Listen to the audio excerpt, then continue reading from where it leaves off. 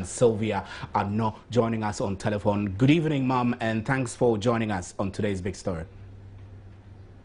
Good evening, Ma'am, and thanks for joining us. Good evening. Now, this is something that I know would have cost implications. The order by the Supreme Court for the Electoral Commission to suspend the advertised voters registration today. How is the EC generally feeling about it? Thank you very much, and good evening to your listeners. Now, I'd rather we refrain from talking about cost and proper analysis of the issue or the case, because it is still before the Supreme Court, which is the highest court in Ghana. Now, the court has said or has ordered the Electoral Commission to withdraw all assets regarding the registration or limited registration of voters. Secondly, the court has said that we should put the registration on hold. And that is precisely what we have done as a commission.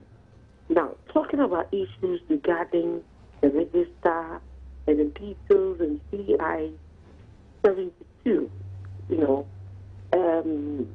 I don't know, but I think that we have to wait for judgment to be passed. And then, of course, we can comfortably talk about what we think, probably the cost implications and so on and so forth. Yeah.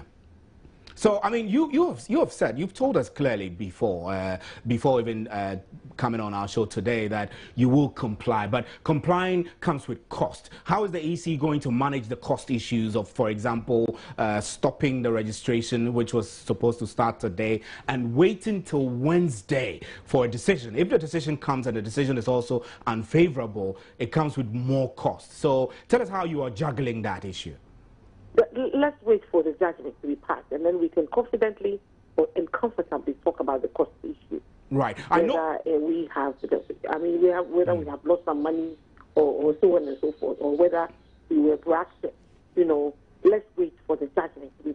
It's a few days away. It's a few days away. It may come in a few days. So a few days away. Let's keep our fingers crossed and then listen to the judgment, and then of course we can make a proper analysis. Right, but indeed your calendar, the EC's calendar is also disrupted. I mean, there are still questions of how you are going to manage this after the ruling. Are you able to tell us?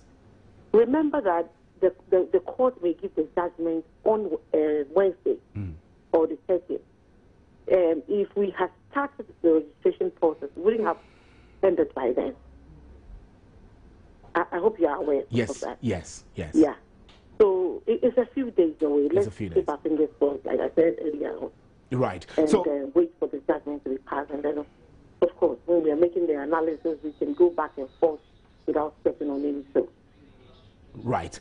All right. And thank you very much. Quickly, but I wanted to ask generally what the EC's position is on this before I let you go. What's your position on this, all this back and forth?